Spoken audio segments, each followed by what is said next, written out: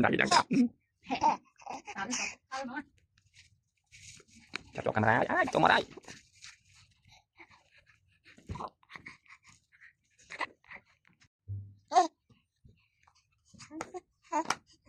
đây chặt camera này này anh có thân mấy con thân thấy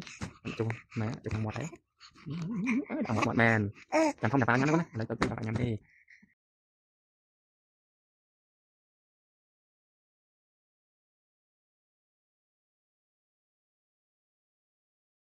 tôi sao mà trôi một gì nằm ở đó thì đặt một ở nhái còn tiền một đây cái đó mấy con